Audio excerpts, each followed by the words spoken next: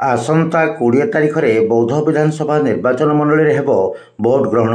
18 ତାରିଖ ସନ୍ଧ୍ୟାରେ ହେବ ନିର୍ବାଚନ ପ୍ରଚାରର ଶେଷ। ଏପରି ସ୍ଥଳେ ପ୍ରମୁଖ ତିନି ଦଳ ପକ୍ଷରୁ ଜୋରସୋରରେ ପ୍ରଚାର ଅଭିଯାନ ଆରମ୍ଭ ହୋଇଯାଇଛି। ବିଜେପି, ବିଜେଡି ଓ କଂଗ୍ରେସ ପ୍ରାର୍ଥୀ ତଥା କର୍ମୀମାନେ ଗାଁକୁ ଗାଁ, ଘରକୁ ଘର ବୁଲି ପ୍ରଚାର ଅଭିଯାନ ଚଳାଇଛନ୍ତି। ଗାଁ ଗାଁରେ ସବୁ ଦଳର ପ୍ରଚାର ଗାଡ଼ି ବୁଲିବା ଆରମ୍ଭ କରିଛି। ଭୋଟର ମଧ୍ୟ ଗଣତନ୍ତ୍ରର ଏହି ମହାନ ପର୍ବକୁ ବେଶ୍ ଉପଭୋଗ କରୁଥିବା ଦେଖିବାକୁ ମିଳୁଛି।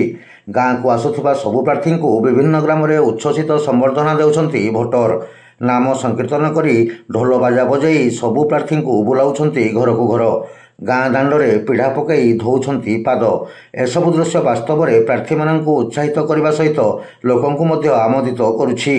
ଯିଏ ବି ନିର୍ବାଚନ ଜିତିବ ଜିତୁ, ହେଲେ ରାଜନୈତିକ ଆକ୍ରୋଶ ଓ ହିଂସା ପ୍ରତିହିଂସା ଭୁଲି ବୌଦ୍ଧବାସୀଙ୍କର ଏହି ପରମ୍ପରା ଗଣତନ୍ତ୍ରକୁ ସୁଦୃଢ଼ କରିବ, ଏହା ନିଶ୍ଚିତ ମନେ ହେଉଛି।